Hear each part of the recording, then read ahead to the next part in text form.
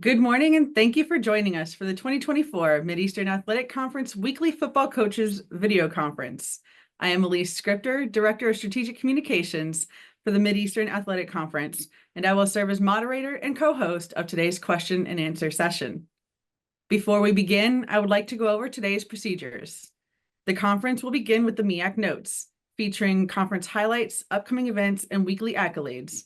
Afterwards, we will ask each head coach questions about the previous matchups, the upcoming games, followed by questions from the media. To ask a question, simply click the raised hand feature and remain muted until you're introduced.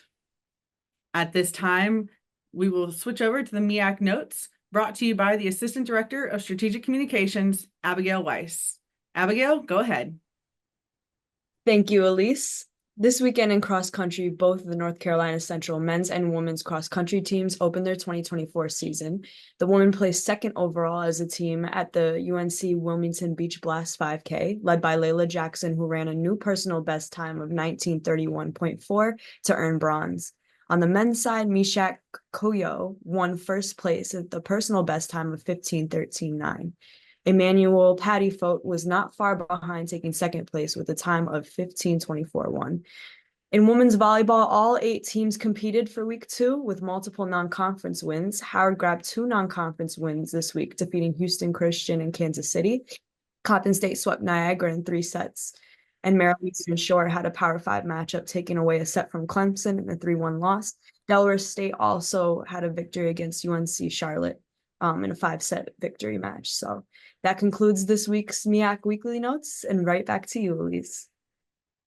Thank you so much, Abigail, for the update on action events going on across the Great League. And now joining me as co-host throughout the season is executive producer of the MEAC Digital Network, Mr. Lynn Thompson. Welcome, Lynn, and thank you for being here with us. Good morning. Let's talk MEAC football. Thank you so much, Elise. Good morning, everyone. I hope you're ready for our 4th video conference of this brand new 2024 football season. We've got a lot of information to share for you and with you, and I hope everybody's ready to dive in. You ready for us? So let's just dive in. This morning, our first interview of the day is with head coach Larry Scott of the Howard University Bison. Coach, good morning to you. How are you today? Good morning, Lynn. How's everybody doing? Doing good, doing good. And the Bison seem to be doing good, coming off a very thrilling 1-point victory against Mercyhurst University this past Saturday night. Talk to us about this thrilling win and your team's performance on the weekend. Yeah, I mean, it's good to get, on the winning side of things, second game of the year. Home opener was an exciting environment. The students really showed up. It was kind of a blackout Greek night, so it was a festive environment. And one of the environments we want to continue to create at home. We play night games here in the Mecca at Howard. So great environment. Didn't really play as well as we would have liked to the standard of what we've kind of set around here, of how we wanted to play, what our expectations are. However, it was a lot to learn, and we found a way to win that game. Wasn't pretty. Like I said, wasn't what, we, kind of set ourselves up for our expectations. But in the end, found a way to make a special teams play, put together a 2-minute drive and go down and win the game. So was excited about that. A lot to learn and grow from this game, both physically and mentally. But it's good to figure those things out and find those things out with a win as opposed to with a loss. Yeah, playing at home gives you a big advantage, and the Bison excelled not but 1 but 2 players rushing for over 100 yards. Let's talk about the run game, Coach, and the area of focus after your season opener. Yeah, I mean, that's going to always be the focus for us. We're going to find ways to run the football. That's built right into our DNA and our identity because it establishes a level of physical toughness that we want to make sure we're always all about, both on both sides of the ball, whether it's offense and defensively. But we always want to run the ball, and we felt good about how we ran the ball a little bit in that game. And there's some things we definitely can build on and improve on. And I don't want to take anything away from Mercyhurst. That there were a lot better football team than what we kind of estimated and thought they would be from watching them on tape. In person, they were a big, strong group up front and those type of things, and had a really good scheme. And I tip my hat to that team and their coaches. They do a fine job of getting that football team ready to play. But yeah, we want to make sure we do that and establish the run. And I mean, hopefully, we know we got a gang of guys that we can do that with, and a multitude of guys that we can do that with, from different positions too. So we're excited about that. Okay, after opening the season on the road, you came home last week. This week, you're on neutral ground facing Morehouse College at the MetLife Stadium in the HBCU NYC Football Classic. A dominating performance last year. What is your outlook for this year's non-conference matchup? The same way. We want to continue to just improve, Lynn. That's the big thing for our football team is, and we learned that lesson hopefully this week. You know, today, last week, I talked to the guys about this game kind of being a mirror game for us, and everybody taking a look in the mirror, and what reflects is exactly where we are. And then, you know, we reflected some things that expose some things that we really need to get better at and go to work on. So we've highlighted those things in our meetings and in practice on Sunday. Kind of got those things targeted to build around and make sure we improve this week. So for us, it's about the continuous growth of getting better each and every week in every aspect of the game. You know, especially red zone, third down, situational football, and things like that. So it really doesn't matter the opponent. It's truly about us highlighting those things that we need to do to get better and getting better. Okay, Coach, thanks so much. Elise has some questions from the media. Elise? Yes, thank you, Lynn. As a reminder, if you have a question, please use the raise hand feature and remain muted until you are introduced. Once you're introduced, please state your affiliation. And our first question comes from Chris Stevens, HBCU Sports. Morning, Coach Scott. How you doing? Chris, good morning. How you doing? Pretty good. Obviously, going up 21-3 and then watching that lead vanish, just what do you want the team to take from a game like that? Obviously, you know, you come back and get the win in exciting fashion. It's 50, 6 in one hand, half a dozen in the other. But just what's the biggest thing you want them to take from, you know, blowing that lead and then coming back and winning it in the final seconds? I mean, you can't quit playing. You can't stop playing. You can't, you know, become complacent in the middle of a game or think you got it under control, because it's never under control. Football is a game of momentum, and they were able to capture some momentum right there and kind of get 2 quick scores. And all of a sudden score again and go up on us, and all of a sudden everybody's turning around looking at each other like, what's going on, what's happening? Well, we got to continue to play 4 quarters of football, and every down matters, and understanding that you have to keep that type of focus and that type of intensity going for all 4 quarters, no matter whether you're up or whether you're down. And I think, you know, as we built this program, one of the things we really focused on was understanding how to win and the process in which it takes and the focus that it takes to win. And I think in the end, we found a way to do that, and that's just because of the maturation of this program and understanding how to win and never take a play off, and you're never out of it. And quickly, you know, in a matter of 50 seconds, you block an extra point, return it for a touchdown, and then in 40 seconds, take a 2-minute drive down and kick a field goal to win it. So it's a game of momentum. Things happen fast, but the mental and physical toughness and focus that you have to keep for 4 quarters is what we learned from that. And have to make sure that we have to keep. Of course, this week you're headed up to Jersey, well, Metro New York, same thing, to play Morehouse. Obviously, they have a new coach in Terrence Mathis. Do you know anything about if he's changed any schemes or anything, or is that just a part of the work that you're going to do today? Yeah, that's part of the work that we're doing right now that started yesterday. Trying to, you know, get all the information that we can, do all the research that we can on them and their new staff and their personnel and all those type of things. So that's some of the stuff that we're working on this morning and continue to work through throughout the day. Monday's a big game plan day for us, and we kind of take the whole day and let our players have the day off on Mondays, so they do their academics, and we do our mental and check-ins and those type of things, and we game plan. So that's part of all the work that's being done right now. All right, Coach, thanks for your time. Best of luck this week. Thank you. Our next questions for Coach Scott come from Ty Miller. Coach, good morning. Ty Miller from Power News Radio Network and Black College Football Weekly. How you doing today? Ty, good morning. How you doing? I'm good, Coach. Just a couple of questions here. First of all, you sort of hinted that, you know, Mercy Chris was better than you expected. With that in mind, will you take a different approach as you play a team that's lost 15 straight games? And secondly, what's the danger of facing an opponent who is desperate for a win? They're always dangerous, right? You know, and at the end of the day, again, it's not about the opponent. It's not about the circumstances in which they arrive to the game. It's about how we come to the game. What's our mental Ask what are we wrapped around it? What's our thought process? What's our mentality? What's our mindset? And what we're continuing to work on is understanding that it's never about anybody else. It's never about an opponent. It's about us. It's about what we're doing. Are we continuously getting better? Are we continuously having the right mindset, mentality, and approach towards another opportunity to compete? You only guaranteed the 12 that we had on the schedule.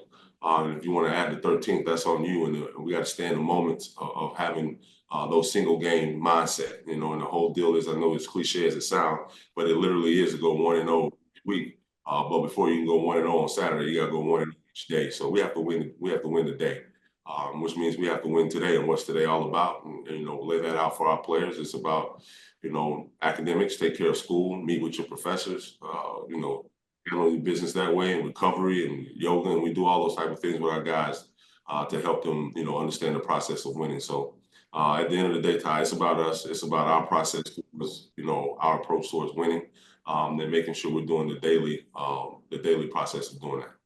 And Coach, just to backtrack though, what you mentioned earlier that Mercyhurst may have been a little bit better than you thought they were. What gave you that mindset initially?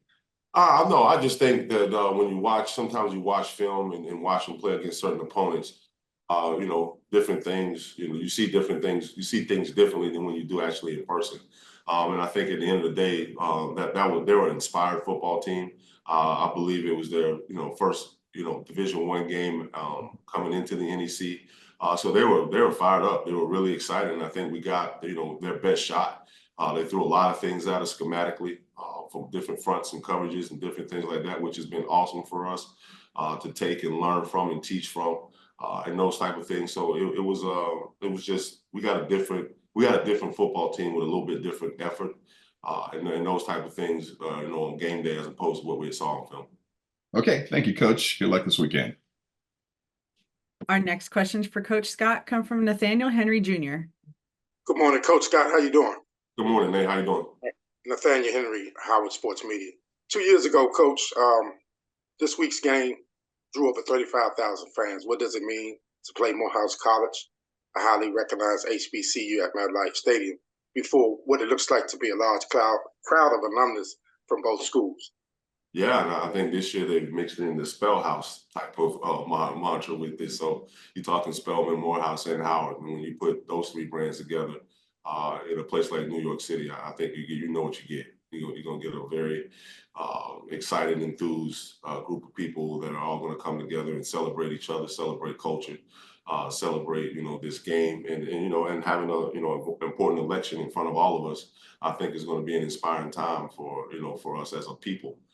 So it's kind of the HBCU New York City takeover, which is always fun, and I think brings an energy that can be unmatched. So it was a great environment to play in the last time we were there, and we're expecting much of the same.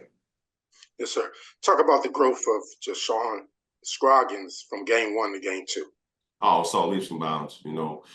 Jay Sean is always, one thing you love about him, he's consistently who he is, day in and day out. He's not an up and down guy emotionally.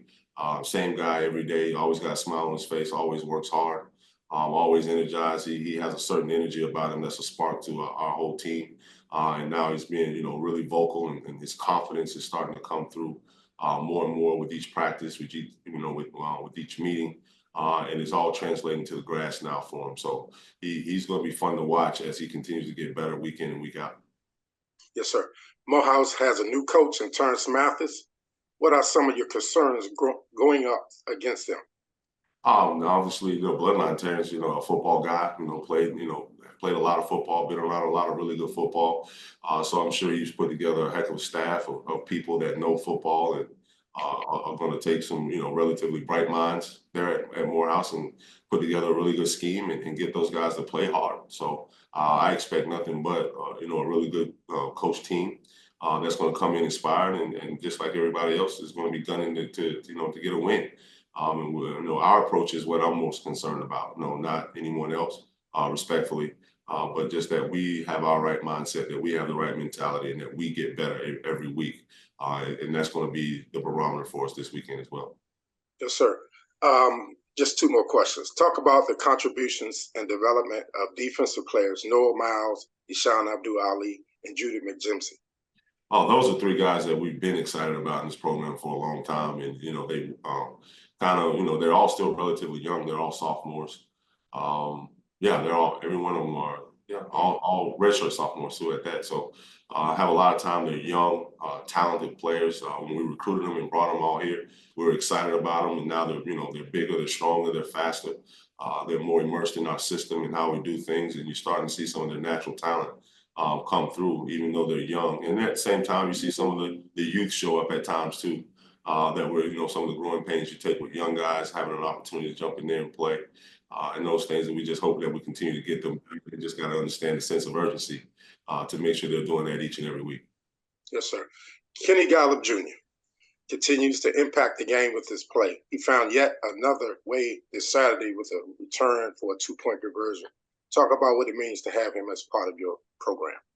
I mean, there's not a whole lot to say other than the fact that I'm glad he plays for the Howard Bison. I'm glad he's built how he's built. He had opportunities and people come after him to leave and NIL deals and transfer portal and all that stuff. And he looked him right in the eye and said, no, I'm loyal to why I came to Howard, who I am, and those type of things. So you see him play with that same type of loyalty and that same type of passion for Howard, for himself, and for the brand and for this team week in and week out. And that's starting to permeate throughout our team, which is that sense of selflessness.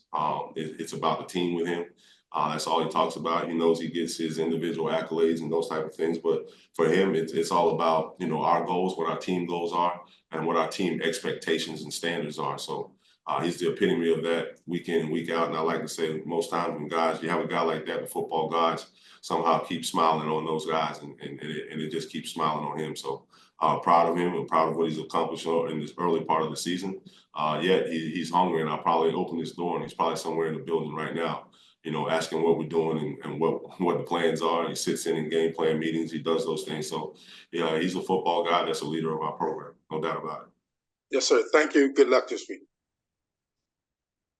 Our next questions for Coach Scott come from Dwayne Nash. Good morning, Coach. Dwayne Nash from the Yard HBCU Sports and Hero Sports. How are you this morning? Good. Good morning, Dwayne. How you doing, brother? I'm doing pretty good. I'm going to piggyback off of Nathaniel's question about Deshaun. Completely different quarterback than Quentin. Trying to figure out exactly what his, with his running ability, how that plays into the play calling, and how that differs from the way you guys run your offense over the past few years since you've been there at Howard.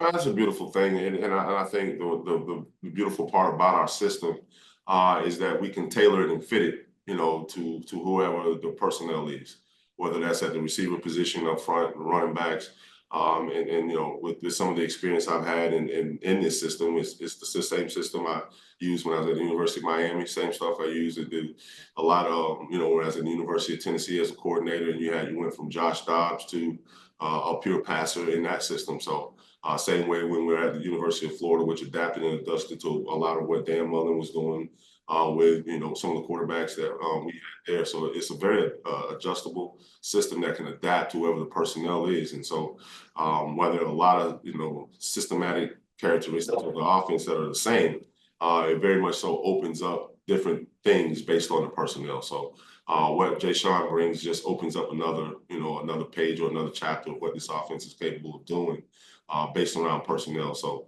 a lot of similarities, yet a little bit different based on the skill set and the personnel that you have back there as a single call. All right. Thanks so much, Coach. Good luck in New York. Thank you. And our next questions come from James Hill. Hey, Coach, how you doing this morning? James, good morning. I'm doing well. How are you? I'm blessed. Talk a little bit about the running back, Eden James, his pedigree, his development, able to score in the Rutgers game. What are you seeing from him just as a student athlete and his development as a football player? Well, I think we all know the pedigree from which he comes. And a lot of that is, was God-given, obviously. But the biggest piece about that is just his humility, who he is as a person, how he approaches his daily work, both on the field, and in the classroom. He's making an impact in a lot of ways at Howard University, in the School of Business and an internship and his networking ability and the capital he's building for himself off the field is just as big as the notoriety and things that comes with him on the field. But he's consistently who he is day in and day out. Another one of those guys, kind of like Scroggins, that you know what you're going to get every day. There's no up and down emotional roller coaster type situation. He's going to work hard every day. He's going to be in here and ask questions and those type of things. I mean, his focus on what he wants to do off the field is very intense. I mean, there's times where he's actually coming to practice late because some of his classes extending the practice time, but he's already in here. He's already been in here and met with us and met with the coaches and handled that piece of it too as well. So he's a young man that does a great job of managing and balancing the schedule so that he can be what he wants to be in all facets of his life. And he's just, a tremendous person and a really good football player. Coach, talk a little bit about bringing the MEAC brand and the Howard University, the HU brand, to the New York market. They get an opportunity to see you guys against Morehouse, and that's special. It's historic. It's HBCU, but talk a little bit about that. Well, I think you just mentioned the two things, right? You look across our conference right now in the MEAC, there's a lot of really good football being played by all teams right now early in the year. So that brand obviously, extends when we play out of conference, and we all want to make sure we represent that in the best way that we can, because at the end of the day, yeah, we not only represent Howard and who we are and what we're building, but we also represent our conference. And when you get a chance to compete outside of our conference, we want to make sure that we represent it, well. And so it's an opportunity to represent the conference, an opportunity to represent our brand at Howard on a stage that's been built up to be pretty nice and pretty big. I think CNBC carries the game, so it's kind of through the CBS network, I believe, of television. So and to have a Morehouse brand and a Howard brand facing off on national TV in MetLife Stadium at 3 o'clock, and really kind of taking over that New York City area for 2 days is exciting. And it's a big deal. And I think right now, especially with everything that's going on in our country, well, it's a great look for what's happening too as well. Thank you, Coach. Have a blessed week. You do the same. Thank you. That is all the questions we have at this time for Coach Scott. Thank you so much for joining us this morning. Thank you, guys. Appreciate it. See you next week. Yes, sir. Howard faces Morehouse College in the HBCU NYC Football Classic on Saturday, September 14th at MetLife Stadium in East Rutherford, New Jersey. Kickoff is set for 3 p.m. on CNBC. Lynn, over to you for our next coach. Thanks so much, Lise. Our next interview this morning is with head coach Trey Oliver of the North Carolina Central University Eagles. Good morning to you, Coach Oliver. Good morning, Lynn. How you doing this morning? Good, doing good. Coach, a tough one this past week. You played a very good Elon football team. Let's talk about this football game against Elon, and let's assess your team's performance. Yeah, we played, like you said, a very good Elon football team and well prepared. We knew going in that that they were a big physical football team, and we were going to have to win the battle up front, and I don't think we did that. Had problems getting our run game established, and then early in the game, and then which caused our defense to play way too many snaps. And then, on the other side of the ball, they ran the ball, and we had problems getting off the field, stopping the run. So if you don't win the battle up front, it's going to be a long day for your team. So I thought our guys did battle. We got down 21-0 early, and then the guys fought back, got it within a 2-possession game in the fourth quarter. But a late interception, the game kind of got out of hand. But some positives to bring out of the game, and obviously, a lot of stuff still that we need to work on. But my hats off to Elon. They're a very good football team. We knew that coming in, and we just came up short. So got back to the drawing board and got some stuff corrected hopefully yesterday. Come up with a game plan this week for another tough one. We got those Tar Heels up this week. Yeah, Coach. The offense did gain a lot of momentum in the second half with 19 points, combined 17 in the fourth quarter alone. Was it that you what did you attribute that change in the offensive output? You were able to go into the halftime and make some changes. You saw some things on the tablet that you were able to make adjustment from, or what? Well, the big thing was we got to win first down, and I didn't think that we did a good job of winning first down, and we had a couple of penalties and a couple of negative plays, and you can't do that against a very stout defense like that. So we went in, we did make a few adjustments at halftime, and the big thing was just settle down, take one play at a time. Yeah. But we are relatively young. We only have 3 starters on offense, and 3 seniors on offense. So as far as the continuity and chemistry and communication, just trying to get those guys on the same page. We'll get it corrected. Okay, let's talk about the Tar Heels, Coach. You jump up to the FBS this week and in-state, going up into a Lions Den, so to speak, to play a very, very good football team. Very good football team, and these guys are big, fast, strong. Did I say big? But they're an outstanding football team, and watching them against Minnesota, and they push those guys around up front, and then last week against UNC Charlotte. But we've just got to figure out a way. Again, it's about us. It's not about Carolina, and we've just got to improve and play better. If you get a situation where you can stack plays, win first downs, and you can have some success, but you can't have a lot of negative plays against really good football teams like Carolina. Okay. All right, hang on, Coach. Elise has some questions from the media. Elise? Yes, thank you, Lynn. As a reminder, if you have a question for Coach, please use the raise hand feature and remain muted until you're introduced.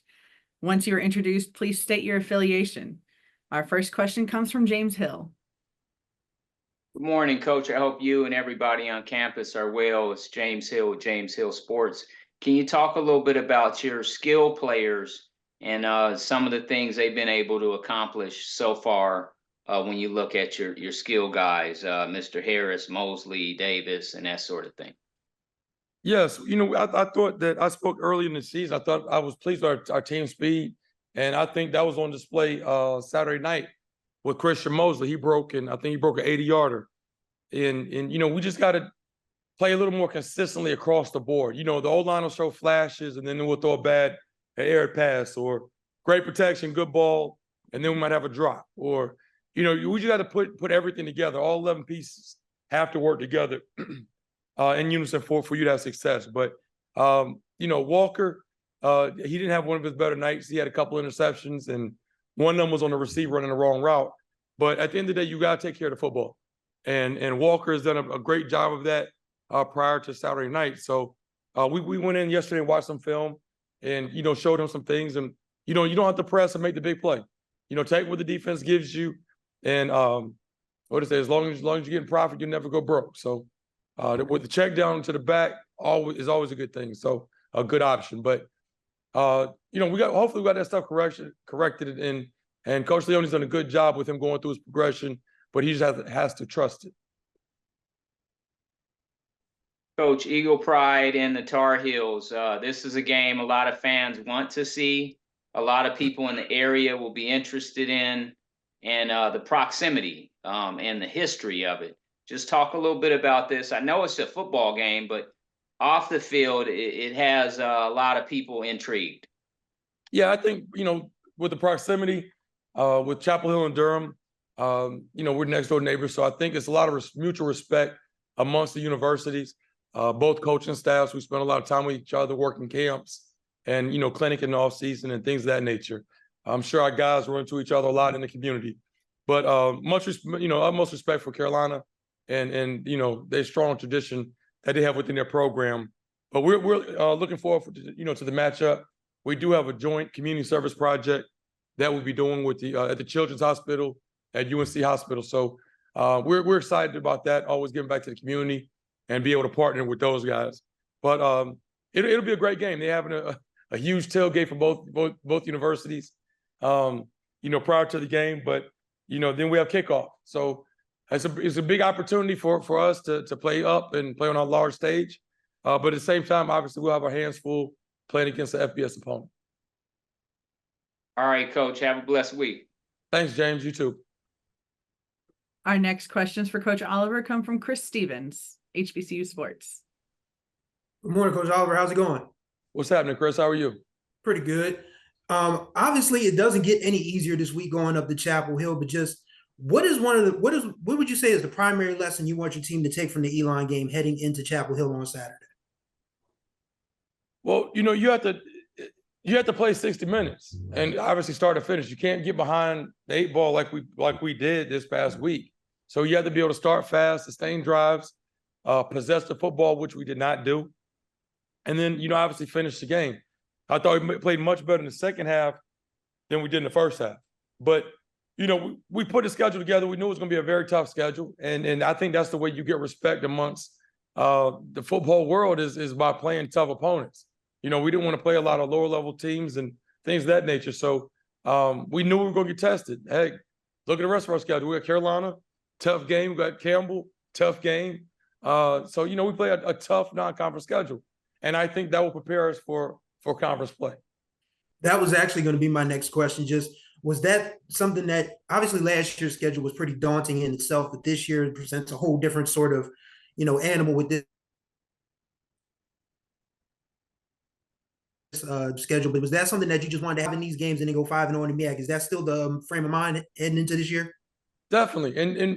And obviously when you put a tough schedule like this together, it's a possibility that you might, lose a couple of games. But, like last year, God forbid you win those games. And we were successful on non-conference play last year. And, we reaped the benefits, from that. We're a top 25 team. You're not going to be a top 25 team beating lower level schools or schools that traditionally don't have great programs. So, that's what it's all about with us in our schedule. We want to get tested and we want to play really, really good competition. All right, Coach, thanks for your time. Best of luck this week. Yeah, thank you. Our next questions for Coach Oliver come from Dwayne Nash. Good morning, Coach. Dwayne Nash from the Yard HBCU Sports and Hero Sports. How are you this morning? I'm well, Dwayne. How are you? I'm doing pretty good. Coach, I hope this doesn't come off as a dumb question. I know you've been coaching for a while, and in games like this, I tend to hear other coaches say this quite often. So I wanted to get an answer from your perspective. A lot of times you hear these coaches say, especially after a game, that their players, unfortunately, because of, I guess, the level of competition that you're playing against with an FBS team, or maybe because of the heat, because these games are normally played in September, that their players tend to deal with a lot of fatigue and a lot of cramping. Is there anything that can be done to help prepare these players to avoid that type of situation from happening in these types of matchups? Versus FBS schools? Yes. Cramping has absolutely nothing to do with playing FBS school. That's about being hydrated and your body responding to the elements and the rigors of the game. But, we had guys that cramped up against Elon. We had guys that cramped up against Alabama State. That's part of the game, especially early on. So you're going to see that whether you're playing a Division II or Division III team, I think. But the ones that you want to stay away from is the shoulder injuries and those soft tissue injuries. You want to stay away from those. But, you got to work to get in game shape. And the way you can do that is by playing games. So, obviously conditioning gets better throughout the season. And then, it's cooling down out here now. So I don't foresee, too many issues with cramping.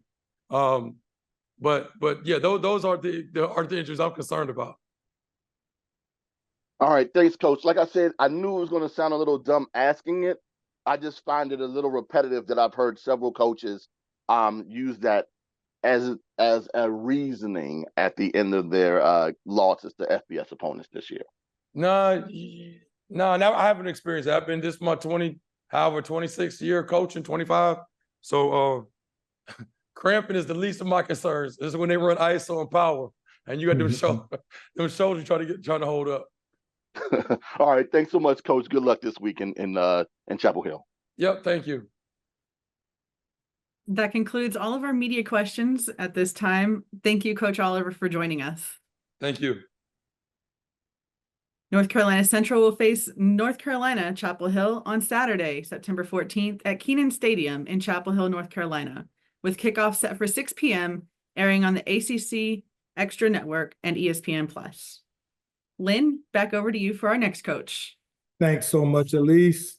Up next, head coach of the Delaware State University Hornets, Lee Hall. Good morning to you, Coach Hall. Hey, good morning, Lynn. You had a tough opponent this week, Coach. Open is undefeated, right? Yeah, open week undefeated. You had a bye following your season opener. What was the focus during this bye week? The focus was just about the Hornets and getting better. That's the biggest thing. Trying to figure out what we need to do best. We did some self-scouting, see what areas that we need to improve on. So that was really us, just more self-care, just trying to figure out where we need to improve, what we need to do to get better, and just worrying about the Hornets. Okay, you're in year two at the helm, and a week 2 win in non-conference play. Let's talk about the culture change in the program from year 1 to year 2. Where are you in that process? I think we're going in the right direction as far as the culture. You know, the guys know what to expect and what the standard is and expectations are. So, and now they're living up to that. You know, it's. I think the first year was a coach-driven team. Now it's more of a player-driven team, where the players are now taking control of the program, which that's what you want. The most successful teams are player-driven teams, and I think that's where we're going right now, and that's kind of the culture. You know, there's a lot of things that I don't really have to take care of anymore. The players take care of themselves. Okay. You got you host a 1-on-1 Wagner team coming to Dover this weekend, smarting after a tough loss to Lehigh. What's the focus heading into this big matchup for you? You know, they're a good football team. You know, some of the plays didn't go their way, so the score is not indicative of what type of team they are. So my biggest thing is with our guys is to worry about the Hornets and getting 1% better each day. You know, we just talked about having blinders on and earmuffs on, and, you know, not worrying about all the distractions, what's being said, you know, about us or about them. We just got to stay focused. We got to worry about ourselves. I think the biggest thing is for us not to beat ourselves and not to go into that game too overconfident. Because if you look at, you know, this weekend, you know, Notre Dame got beat, Kent State got beat. Anybody can get beat if you go in with the wrong frame of mind. So that's really what I'm working on them, is just take care of ourselves. You know, it's all about the Hornets and how we prepare, you know, each and every day, you know, be intentional, you know, with everything we do have a plan for each rep, each play, each practice, each meeting. So that's kind of what we're working on and what our focus is this week. Okay, so that's it for me. So Elise, I think you've got some questions teed up from members of the media. So Coach, hold on for Elise. Thank you, Lynn.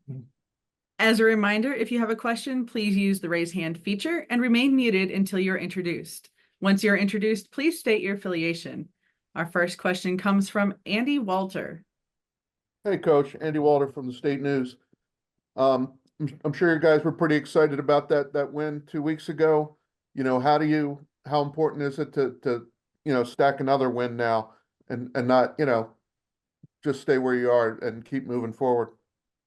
I think this game, I talked to our guys, I think this is the most important game of the year for us. Just because it's a home game, it's our first home game, it's the next game, but also when's the last time Delaware State has won 2 games in a row and kind of got on a win streak? So, you know, there's a lot of things that way that's important for this program and to, for us to be going in the right direction, to build some confidence, in our program and where we're going, and the players start feeling good about themselves and believing in themselves and believing in the coaches, believing in their players and everything that we've been doing. So I think this is a big game for us. Talk about that 2-point conversion stop you guys made up in Connecticut. What happened on that play? Yeah, great call. The defense play has been playing lights out, all year, and when I first got the job, that's why I said, I wanted to bring back that tradition. Delaware State was built on defense and a tough physical defense, and they've always led this program. And they did the same thing on the 2-point conversion. They needed a stop. They made a play. Great call by Coach Wilson, and great execution by the players.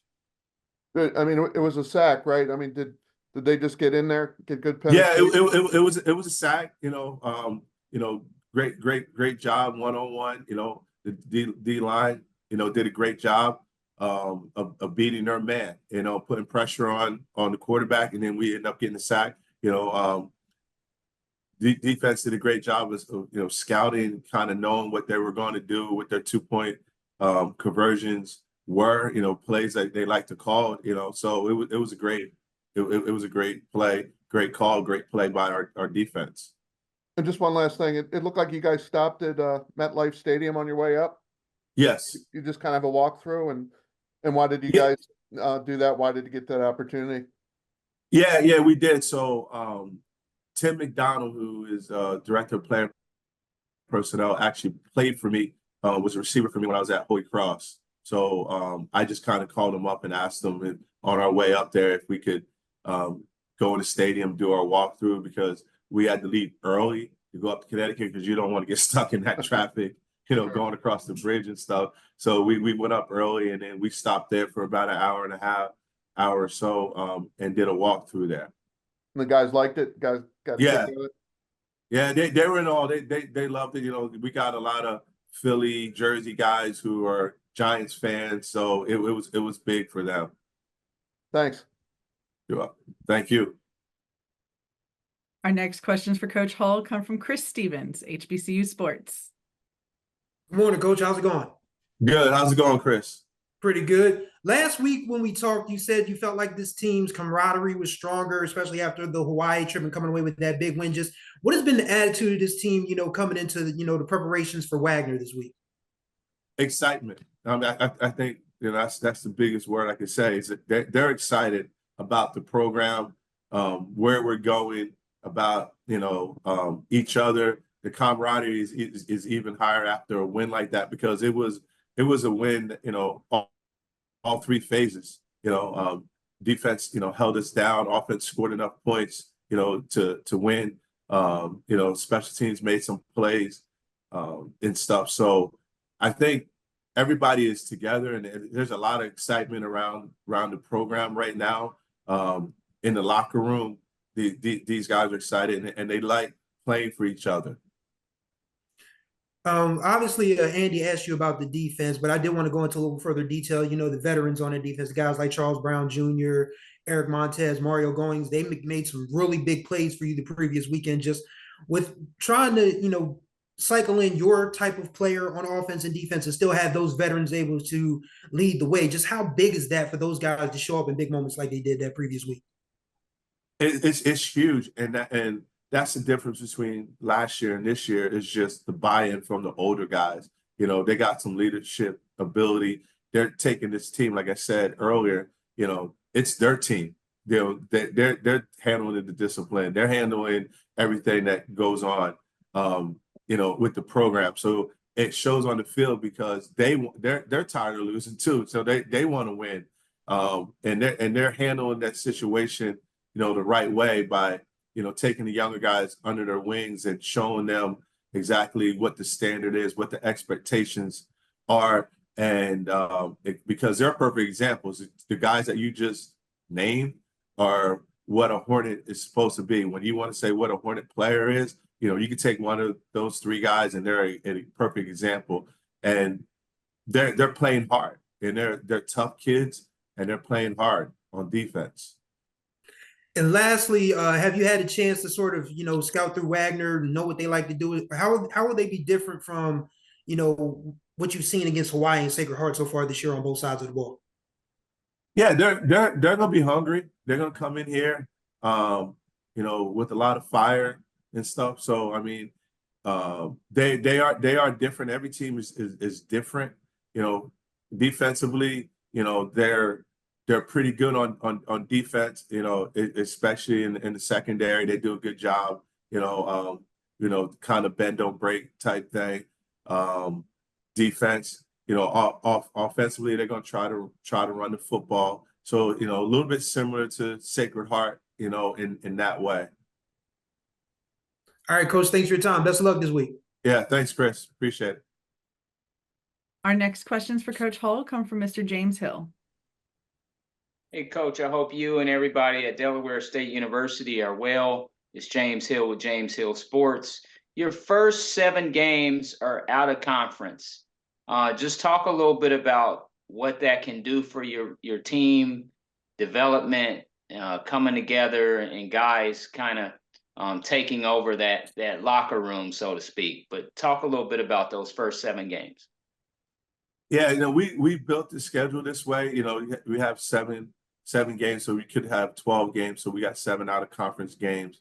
And I wanted to be challenging for us because again, our ultimate goal is to get to MEAC play, to be working on all cylinders, be kind of polished and understand who we are, and what our identity is. And I think looking at this schedule, it's a challenge. It's a challenging one with Hawaii, Sacred Heart. We got Richmond, Campbell. So we got a hard schedule, but it's built for that reason. So we can, when we get to MEAC play, we know who we are and ready to go. But it's a challenging schedule. We look forward to it playing. We're just going to take it one game at a time. Right now, all we're thinking about is Wagner. What we need to do to beat Wagner. Coach, when you look at Wagner, what are you seeing on tape from that team, and what are some of the things that you want to contain from that ball club? Yeah, I think they got a couple of bad breaks in the game against Lehigh, and it got away from them a little bit. If you look at the first drive, they punted and the ball hit the guy, in the leg. So now they get a short field. It started raining on them. A big downpour, that way. So they're gonna, like I said, they're gonna come in hungry, ready to go. I know Coach Masella, from years of experience and being on the East Coast, coached against them a few times, so he'll have that team ready to go. He's a defensive guy, so the defense will be ready to go. They're tough, up front. They got some decent size. And like I said before, I think the secondary is pretty good, and it'll be challenging for us. Offensively, they got a quarterback that's young. He threw a couple picks last week, but I don't think that's indicative of who he is. You watch some games, he's pretty athletic. He's got a strong arm and stuff. They got a one receiver that's all NEC last year that we got to kind of contain. So I think it's going to be a good challenge for us this week. Thank you, Coach. Have a blessed week. Thank you. Have a great week. So our next questions for Coach Hull come from Ty Miller. Good morning, Coach Hull. Ty Miller from Power News Radio Network and Black College Football Weekly. I want to ask you about a non-related football question because I do have your answers about the upcoming game against Wagner. As a leader of young Black men, and with this upcoming election, have you had occasion to talk to your players or someone on your staff talk to the players about what has been somewhat misleading information leading up to this upcoming election, and how important it is that they vote and make sure that they're registered to vote and check their status prior to the upcoming November 5th election? That's a great question. So last Thursday, we actually went to the president's house of the university house for dinner. And one of the things that we did was there was a person there to register our players if they weren't registered to vote. And we did talk about the president actually is good friends with Joe Biden, and he actually talked about the importance of voting. We don't tell them who to vote for. That's not where we are, but we tell them that it's important for them to vote. And the deciding factor a few years ago was because of the young Black males and females who voted. So we got to get the younger generation in here to vote. So we do talk about it. I've talked about it, in the past about the importance of voting. We had a voter registration drive in the spring, and we had all our players. We had 100% participation registered to vote. So we do talk about that periodically. Okay, thank you, Coach. Appreciate it. Yeah, you're welcome. That concludes all of our media questions at this time for you, Coach Hull. Thank you for joining us this morning. Thank you for having me. Absolutely. The Delaware State Hornets host Wagner in the home opener on Saturday, September 14th at Alumni Stadium in Dover, Delaware. with kickoff set for 3 p.m. airing on ESPN+. Lynn, back over to you for our next interview. Thank you so much, Elise. Coming up next, Dawson Odoms, the head coach of the Norfolk State University Spartans. Good morning to you, Coach Odoms. How are you? Good morning, Mr. Thompson. Doing great. How you doing today? Good, good. I'm sure you're doing well this morning too, because you picked up a great win this weekend over Virginia State in the Battle of the States, and the first win of the 2024 season. Let's talk about the Spartans' performance against the Trojans. Well, I thought they did a great job. I thought the players getting themselves ready to play, and the coaches did a great job of putting great game plans together and executing. And anytime you play in these in-state rivalries, man, it is what it is. It's an in-state rival, a lot of history and tradition and passion from both fan bases. We had a good crowd despite some of the weather, but it was a good football game, good atmosphere, and I thought offensively we did an outstanding job of finishing the football game, which is something we have been talking about, being on the field, whichever group is on the field, finishing it off the last 5 minutes. And defensively, sudden change, we were good, just answering the bell, just really playing good run defense. And I believe if you can stop the run, the trenches is where we kind of hang our hat and say we got to be really good. And if we can be good in the trenches, we think we got a chance against anybody. And then special teams, our coverage units did an outstanding job of forcing them behind, starting with the field position in our favor versus theirs. And just playing inspired football, just understanding that what it takes to win. And winning is not an easy thing to do. It's hard, but you got to do a lot of little things correct in order for winning to take place. And it was good for us to win a gritty football game, which is something we have been coming up short in. So we're taking the next step, and we got another opportunity this weekend at home to do the same thing. Okay, offensively, you were clicking on virtually all cylinders. Great quarterback play. Devon King rushed for over 100 yards on 13 carries. Jaquez Jones, 109-yard receiving on just 4 catches. Let's talk about the play of those two players, other key contributors, and how their efforts helped to secure the victory for you. Well, we can run the football. We believe we got one of the better offensive lines, and we believe that we can run the football. And we did a great job of that and just sticking with it and believing in it. And Kevon King is one of the better rushers in our conference. He does an outstanding job with his vision. He has the speed, the power, the quickness, and the durability to go the distance.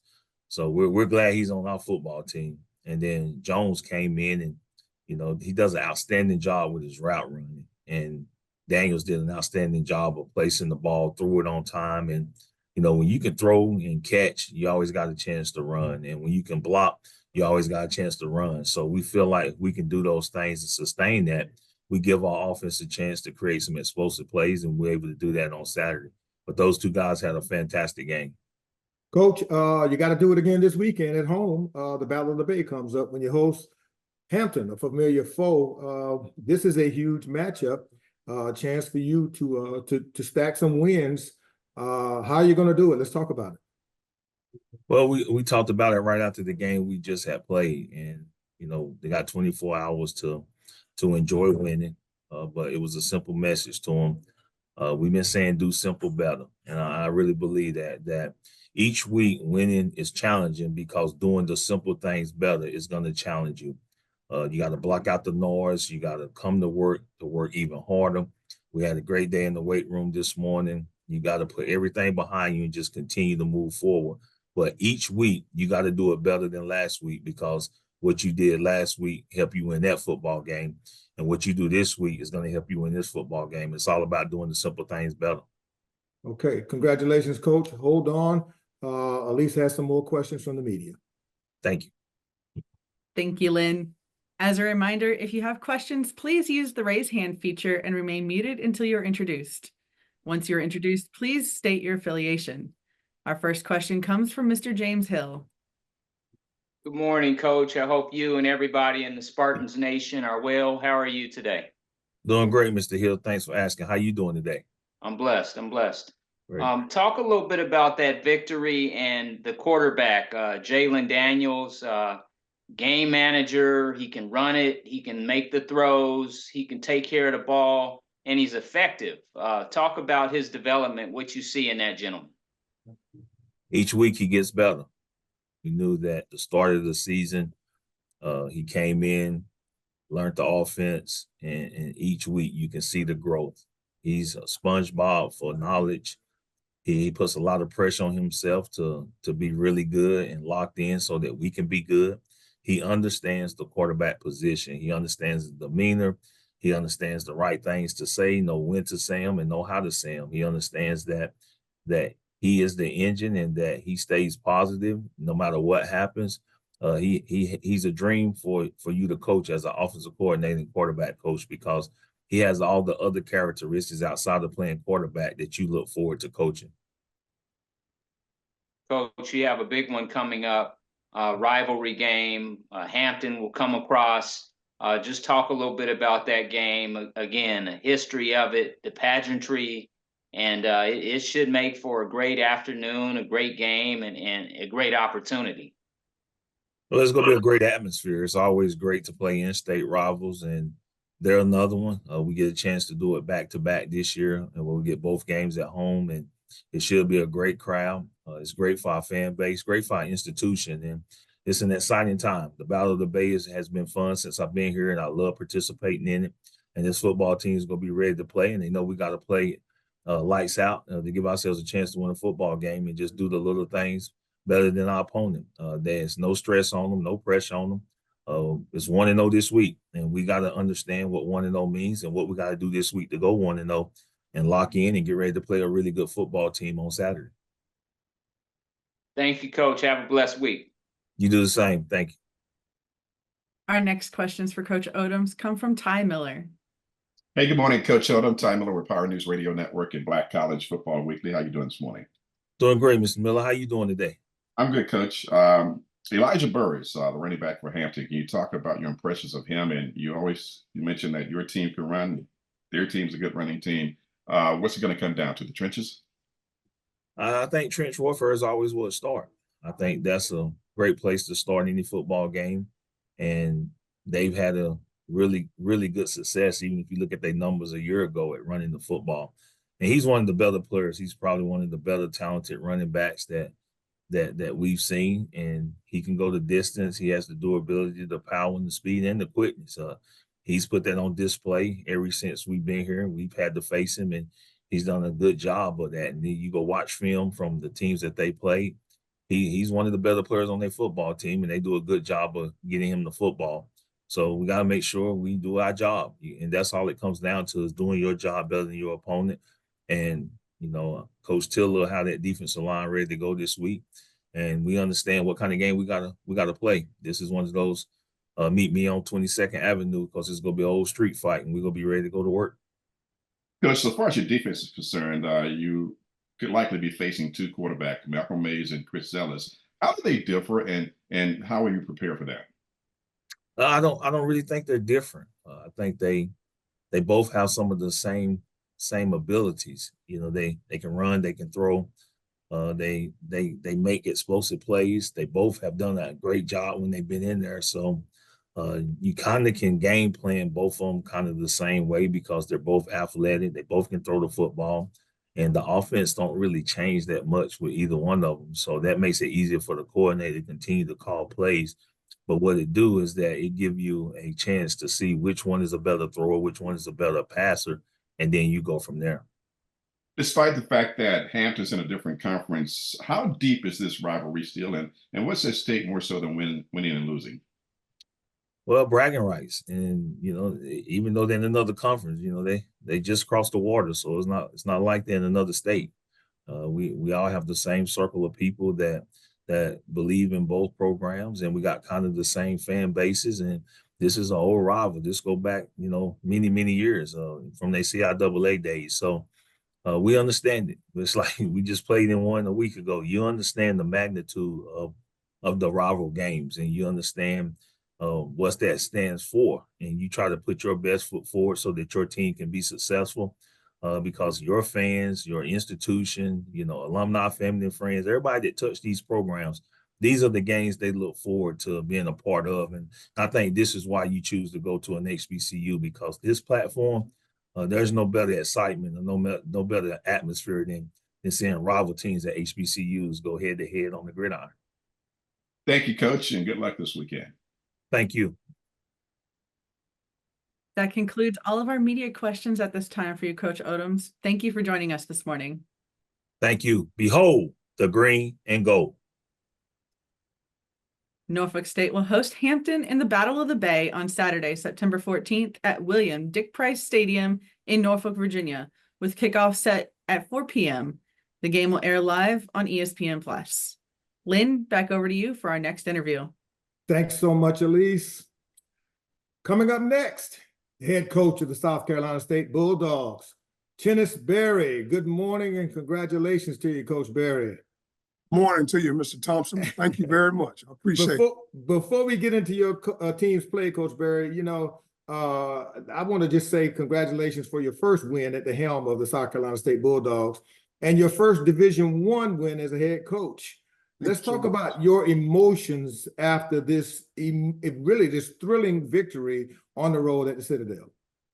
Tell you what, I was so proud of our young men, how resilient they were through it all. I was proud of our coaches because I thought we put really, really good plans together in a very hostile environment. If you've never had an opportunity to play at the Citadel, wow, what an environment. So, you know, yes, it was great to get the win, the first one here at South Carolina State, and also to have Coach Pugh in attendance as well as Coach Jeffries in attendance. So that made it a little bit more special. But all in all, you know, our mission every week is to go 1-0. We found a way to beat a really, really good Citadel football team. Yeah, Coach, it went down to the wire, basically. And then your offense really took advantage of the holes in the Citadel defense. 421 total yards of offense, including 128 yards rushing from running back DeAndre Duhart. What did you see that allowed you to capitalize on those breakdowns? Well, I'll tell you what, you know, our mission every week is to be able to run the football and stop the run. And, you know, we felt that they had a really tough defensive line, but, you know, that's always a challenge for our offensive line because I really feel like we got a special group up front. And DeAndre Duhart, just like you said, he was amazing. I mean, he runs the ball with a reckless abandon. And, you know, he was getting downhill on those guys, and they were bouncing off of him like a pinball machine, man. It was good to be able to see physical downhill running game. And, you know, I thought we did a really, really good job establishing the run and also stopping them from running the football. Mm-hmm. So now you got to do it again this weekend, back on the road as you face Georgia Southern. Let's hear your spin on this outlook, on the outlook of this pending matchup. Well, when you look at the tradition and the history of Georgia Southern, you know, you think about the old days when they were, you know, running the triple and things of that nature. Well, they're totally different now. I mean, they're air raid, they're spreading, and they're throwing it around the yard. And they had a really good game versus Boise State already, and they also just beat Nevada. And so it's a really, really good football team. And on defense, they get out there. I mean, they pressure you when you get off the bus. I mean, they don't waste any time, and they're very confident about what they do. But it's a great challenge for our young men. Our young men will be prepared. We'll be focused this whole entire week, and the mission doesn't change. We're going to go into this game with one mission: is to come back to Orangeburg 1-0. And you know, but you know, like I say, more than anything, our young men will be prepared. You know, I believe proper preparation prevents poor performance. And we will make sure this week that we're prepared for the challenge at hand. Going down to Paulson Stadium, what an unbelievable atmosphere! I tell you, I told our coaches this morning, our staff meeting, we've been fortunate to have some really, really special atmospheres for our first three games, and this one won't be any different. There'll be a great atmosphere down at Paulson Stadium, but again, the mission is to come back to Orangeburg 1-0. Okay, Coach, thanks a lot. Hold on for a moment. Elise, I know you got some questions lined up from the media. I do, Lynn. Thank you. As a reminder, if you have a question, please use the raise hand feature and remain muted until you're introduced. Our first question comes from James Hill. Coach Berry, I hope you and everybody in Orangeburg are well. How are you, sir? Thank you so much. Everybody's well here, and thanks for asking. Yes, sir. Congratulations on that victory. Take us back to the second quarter. You guys played that Bulldogs defense. They didn't get anything. They didn't score in the second quarter. What was that like? You know, for us, we always talk about that middle eight, you know, the last 4 minutes of the first half and the first 4 minutes of the second half. And I thought our defense plays really good ball. Majority of the day, especially in that first half, you know, we always hang our hats on stopping the run. But I thought our defensive coordinator, Coach O'Dafford, did a really good job planning for this team. They had a transfer quarterback, the transfer from Liberty, and he can really spin it and he can run it as well. But I thought our defensive staff had great plans to really be able to signify and stop the run. You know, one of the things we always talk about still, because we're still learning, is to bridge the gap between potential and performance. And we're still working on that, because we had some moments in this game where we really could have, you know, put it away, but we still found ways to beat ourselves sometimes. But, you know, at the end of the day, I was very, very proud of our defense. I thought they had great plans going into the game, and I thought they did a very good job of stopping a really strong Citadel football team. Coach, next up, Georgia Southern. Talk a little bit about playing up, so to speak, and what that can be like when you look across the field. And they may have a few more scholarships, a few more bodies, but you guys still come out there and do your thing. Talk a little bit about playing up. You know, over my years, you know, we've had the opportunity to play, you know, up. And I always tell the young men, look, man, at the end of the day, guys, we're going to be prepared. You know, they have some guys, no question about it, but we have some guys as well. And we're going to go into with the right mindset. All right. And everything for me starts with the mindset. Anytime changing anything in life, it starts with mindset. Okay. Our pastor in Bible study preached on that the other night. He just talked about anything that changes in life. It's got to start between the ears. You got to win between these ears and have a belief that we're going to go in with an opportunity to win a football game. And then let's talk about the language. All right. Speaking things into existence. Okay. Speaking positive affirmations as we continue to go through the whole week, believing, just like Northern Illinois did, believing going into the game and speaking that you have a chance to win a football game. And then it goes down to the actions, the behavior. Faith without works is dead. You know, you can talk it all you want, but you got to go out and do it. So our preparation this week, the separation is in the preparation. We'll prepare for a really, really good Georgia Southern football team. But our mission doesn't change. We're going to go down there and play a really good team, but we plan on playing well ourselves. So again, you have to be able to go through the ebb and flow of the game of football, because things are going to happen. Keep playing. Good things are going to happen. Keep playing. Bad things are going to happen. Please keep playing. We got to sell to our young men that we got to play the next play regardless of what, and continue to put the past behind us and move on to the future. Make sure that we can win these down and win each drive and have an opportunity to win the game at the end. Congratulations on all your success, Coach, and have a blessed week and a blessed game. Thank you so much, sir. God bless you. Thank you. Our next questions for Coach Barry come from Dwayne Nash. Good morning, Coach. Dwayne Nash from the Yard HBCU Sports and the Hero Sports. How are you this morning? Good morning, Dwayne. How you doing today? I'm doing pretty good.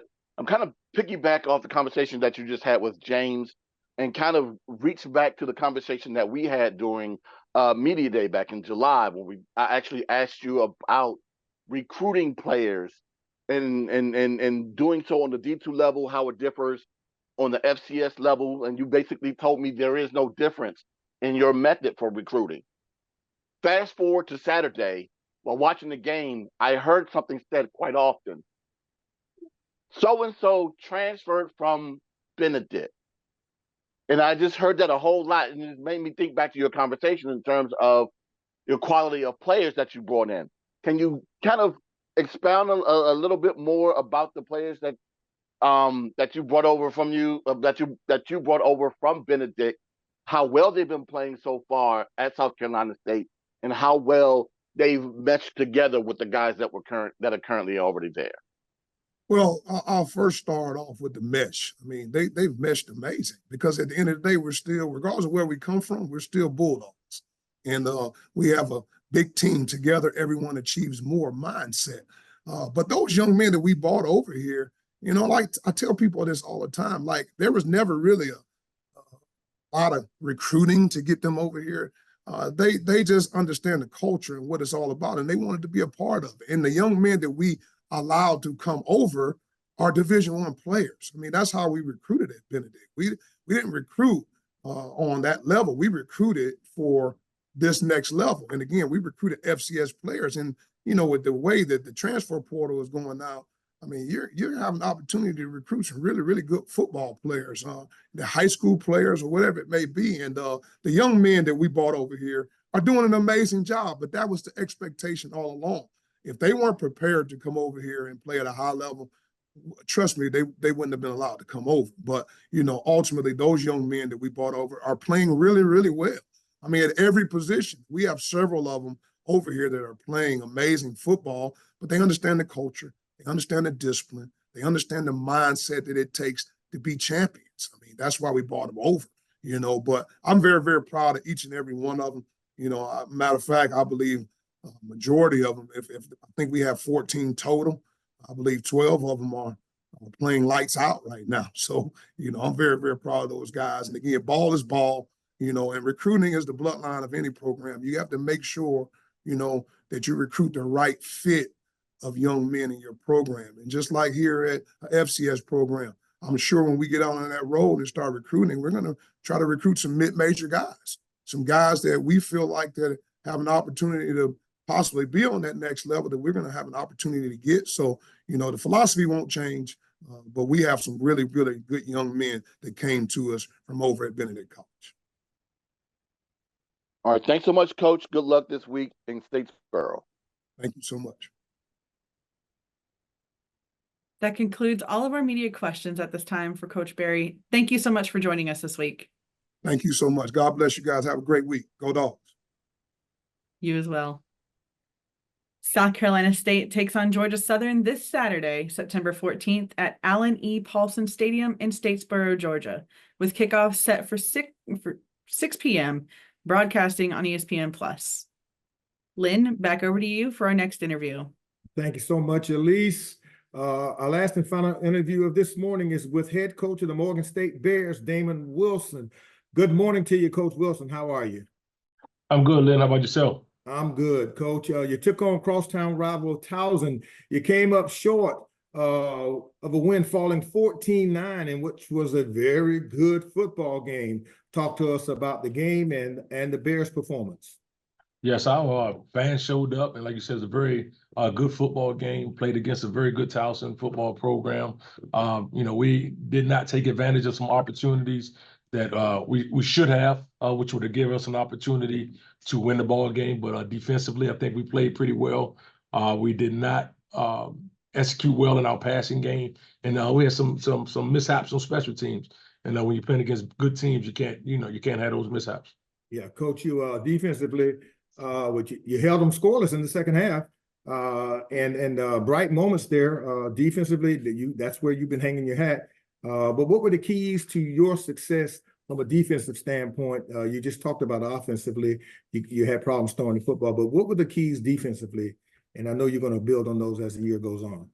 Number one, stopping the run, and I think we did a decent job with that. Getting off the field on third down, I think we did a decent job there. Not having any self-inflicted wounds, as far as penalties and that sort of thing to extend drives. I think we did good there.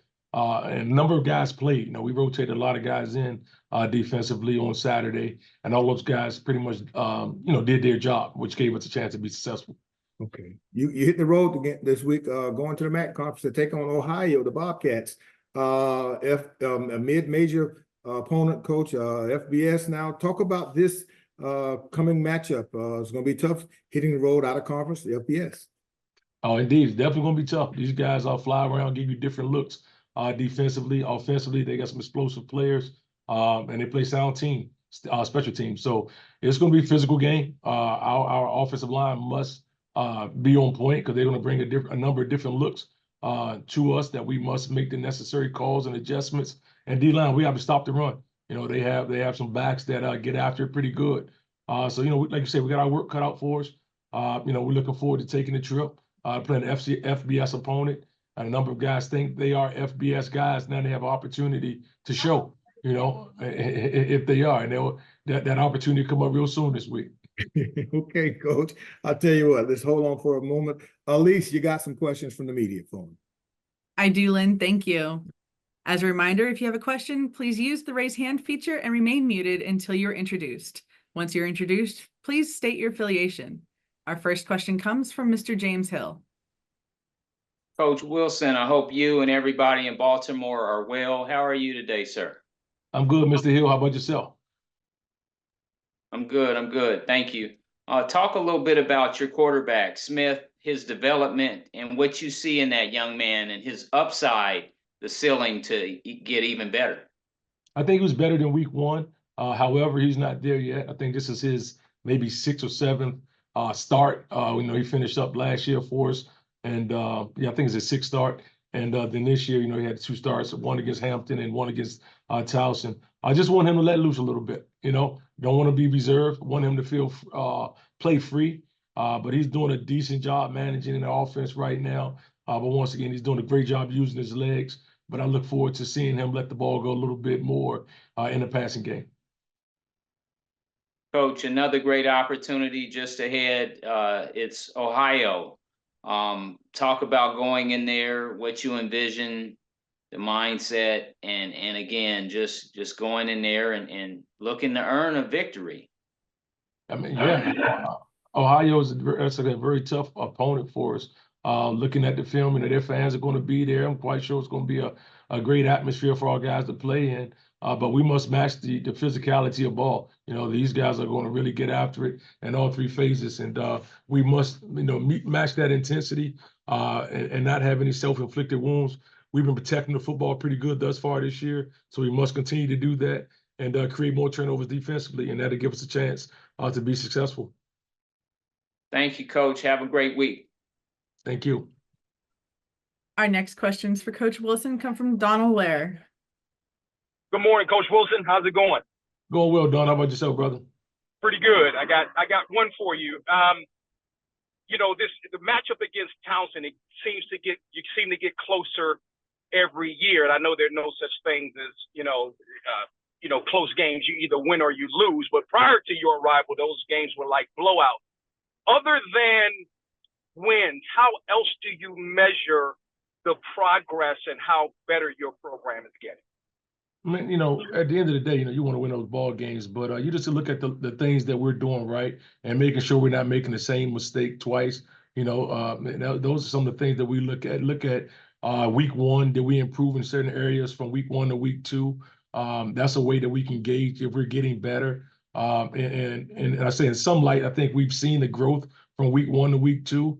But like I said, we're going to need to see a lot more growth this week to go against a good Ohio team who's just coming off a big win. But we're knocking, Donald. We're not there yet, but we're knocking on the door. And the guys have been responding to the challenge. They had a great day, yesterday, with regards to weight room and meetings.